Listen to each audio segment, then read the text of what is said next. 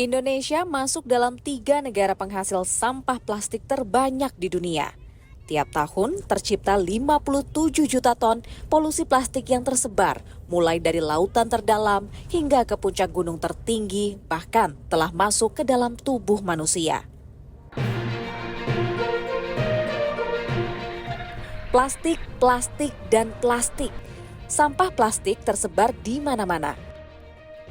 Menurut para peneliti di Universitas Leeds di Inggris, polusi ini cukup untuk memenuhi Central Park di kota New York dan menjadi gunungan sampah plastik setinggi Gunung Empire State. Mereka meneliti sampah yang dihasilkan di tingkat lokal di lebih dari 50.000 kota di seluruh dunia untuk sebuah studi yang dimuat di jurnal Nature edisi Rabu. Studi tersebut meneliti plastik yang dibuang ke lingkungan terbuka, bukan plastik yang dibuang ke tempat pembuangan sampah atau dibakar dengan benar. Menurut penulis studi tersebut, pemerintah dianggap gagal mengumpulkan dan membuang sampah bagi 15% populasi dunia. Our study demonstrates very clearly that waste that is not collected and waste that is set on fire in an uncontrolled fashion without any environmental protection in place, what we call open uncontrolled burning, are important manifestations of plastic pollution, and we should be really concerned about them and should be concentrating our resources into addressing them. Indonesia berada di posisi ketiga dalam menghasilkan polusi plastik terbanyak di dunia. Setelah India yang menghasilkan 10,2 juta ton per tahun di peringkat pertama dan Nigeria berikutnya.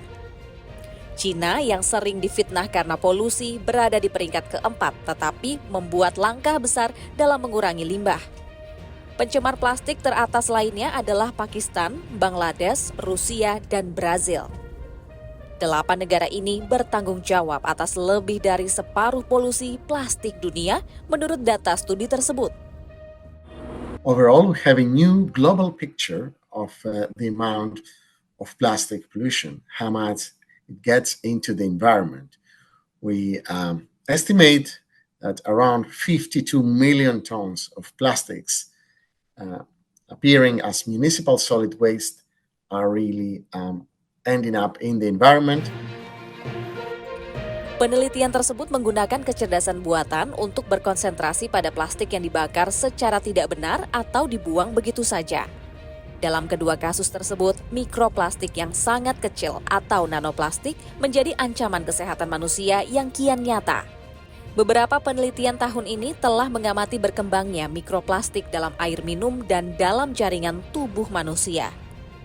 We have already a microplastic crisis, with microplastics being present in all the environmental media, in our soils, in our waters, in our potable waters, in our food systems, in the air we're inhaling, in the most remote places like the Arctic and the Antarctic, in the Mariana Trench.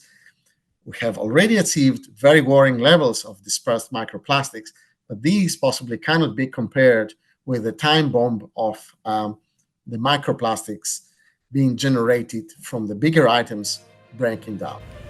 Perserikatan Bangsa-Bangsa mengatakan bahwa planet bumi kini tercekik oleh plastik, di mana proyeksi produksi plastik kemungkinan akan meningkat dari sekitar 440 juta ton per tahun menjadi lebih dari 1.200 juta ton. Untuk menguranginya, pada tahun 2022, sebagian besar negara di dunia sepakat untuk membuat perjanjian pertama yang mengikat secara hukum mengenai pencemaran plastik termasuk di lautan. Negosiasi perjanjian terakhir akan dilakukan di Korea Selatan pada bulan November mendatang. Saya Nadira, presenter kecerdasan buatan dari TV1.ai. Salam!